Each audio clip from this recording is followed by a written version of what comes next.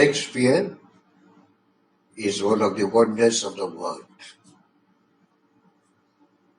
He said all the world is a stage, by which he meant that the whole life is like a drama.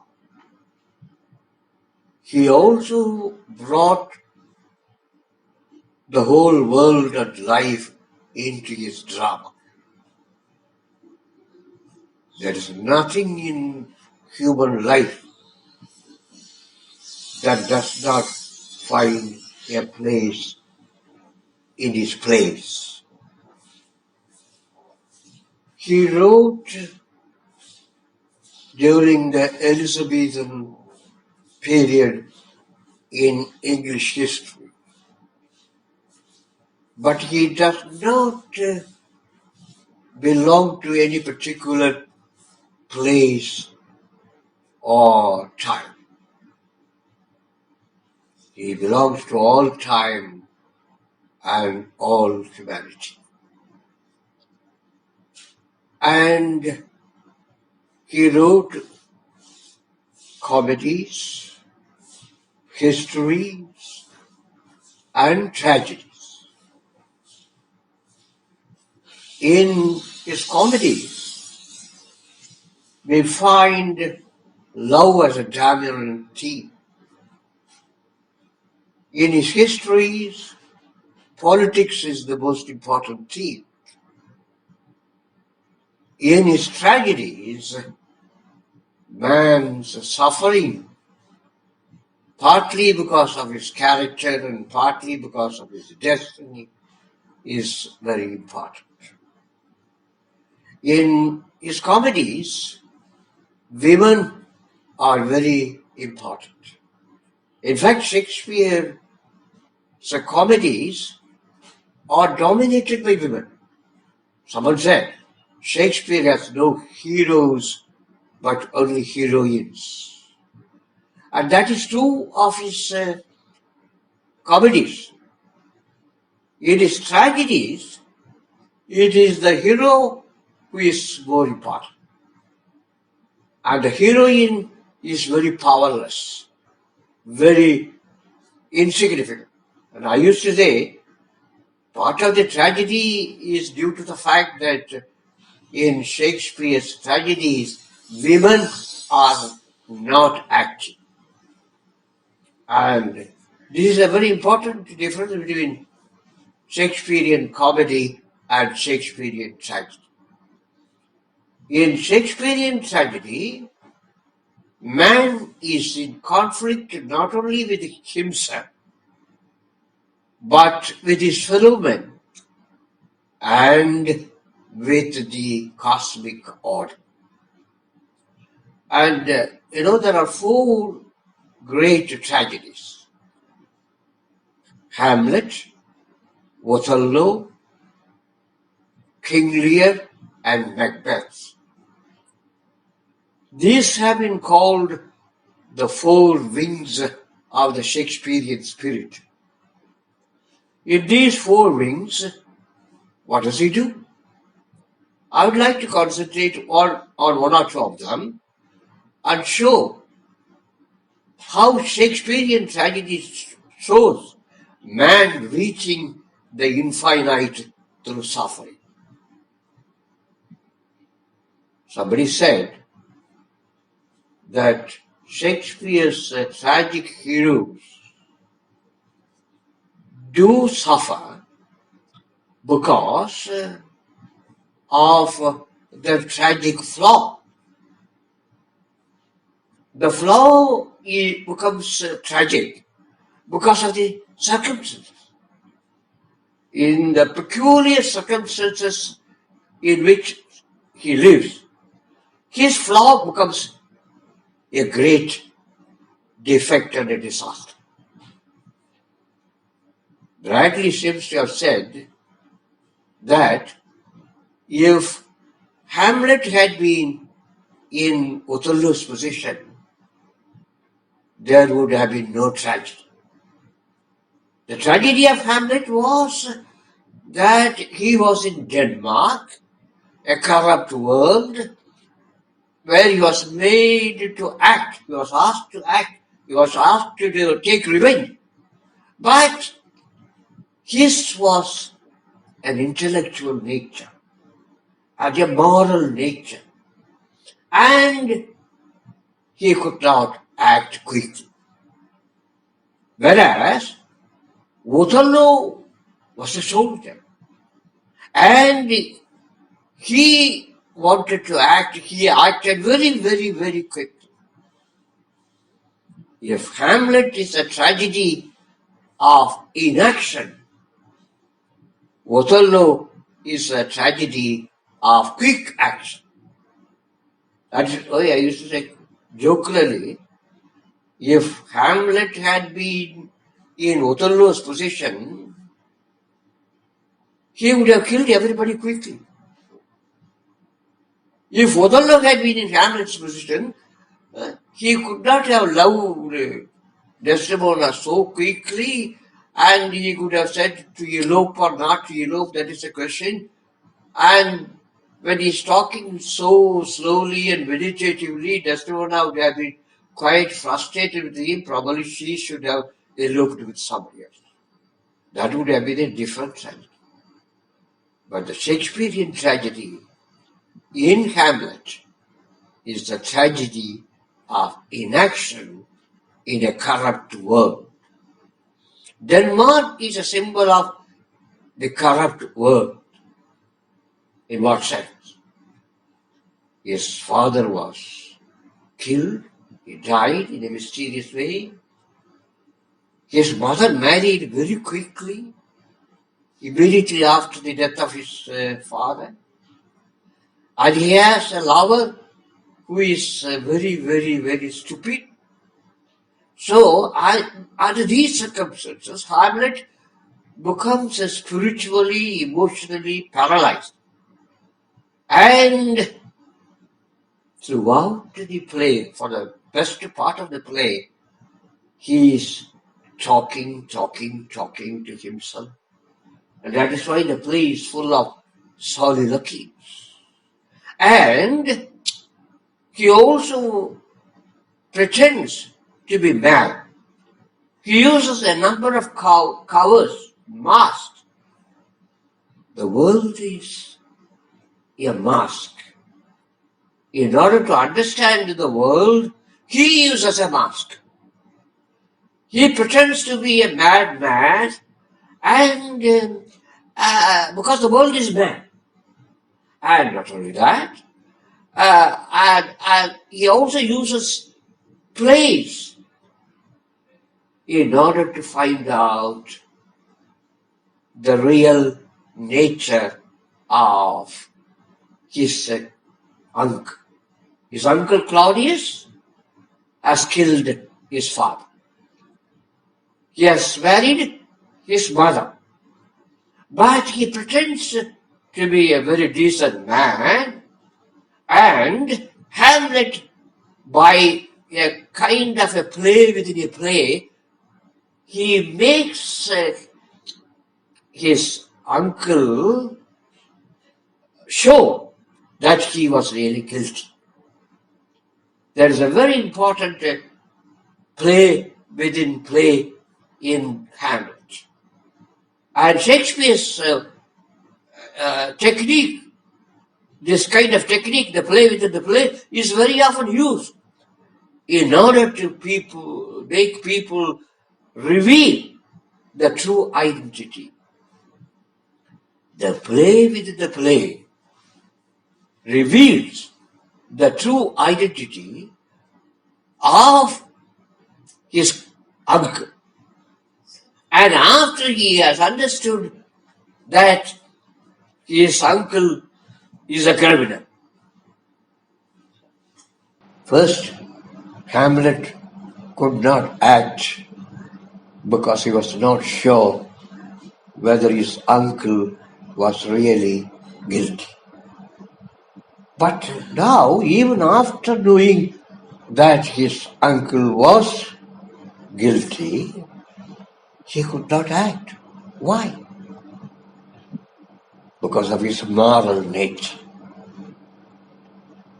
He does not want to take revenge, because he thinks by taking revenge he will become guilty. This is a very important moral problem. And he says, conscience makes us cowards. Conscience makes us cowards because whatever we do sometimes involves us in crime. So how to act without committing crime? This is the problem. To be or not to be, that is the question. This is a great soliloquy of Hamlet. He is deeply divided. He is wondering whether life is good or death is good. He seems to feel, ultimately, that life with all its problems is better than death. That is why we do not want to die.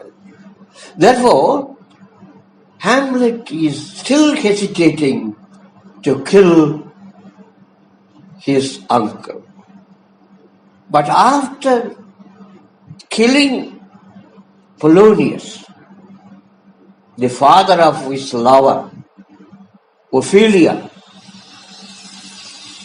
he feels that he is not himself acting, he is an instrument of fate. And when he realizes that, Claudius also realizes that Hamlet is becoming an avenger, and he sends him abroad. But through a miracle, Hamlet is saved and comes back to Denmark. But when he comes back to Denmark, he is told that his lover is dead. Ophelia is dead. And this changes him completely. He plunges into the grave and says that his love for Ophelia is boundless. This is a great moment of truth, of recognition to Hamlet, because by identifying himself with Ophelia, even after she is dead, he asserts the power of love over death, and he also accepts the fact of death. This is very important in the tragedy. Love is more powerful than death, but death also must be accepted. And Hamlet gradually realizes that the whole life is a play. The whole life is a drama. He almost becomes a spectator in the great drama of life. And he thinks that he is only fulfilling the cosmic powers and desire. And that's why when he is asked to take part in a duel with Ophelia's brother, plotted and planned by Claudius, he readily agrees. He says, well, the sparrow follows, the sparrow falls, but everything is God's plan. So this is very important. Everything is God's plan, and he accepts fate as providence. And he enters the player's sea with a sense of detachment. And this is very important. The battlefield becomes a play. And when he is playing in the battlefield, he becomes a soldier. A great critic called Nigel Alexander has referred to the image of the play and the soldier in Hamlet. And ultimately, there is a merging of the two images. Hamlet, the soldier, becomes Hamlet, the play. And when he is playing in the battlefield, it is like a drama in more than one sense. His uncle has planned it in one way, and he thinks of it in another way, and ultimately he thinks that life is itself a play, and when he plays with that detachment, he becomes a real actor in the play of life, and he becomes a soldier, and he kills Laertes and also Claudius. This is the great message of Hamlet. When you accept the world as a play, you become a soldier.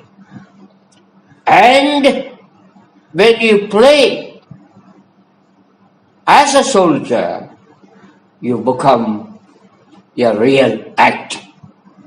And Hamlet finally acts because he becomes a soldier play. This is the great message of the Bhagavad Gita. This is the great message of Shakespeare's Hamlet.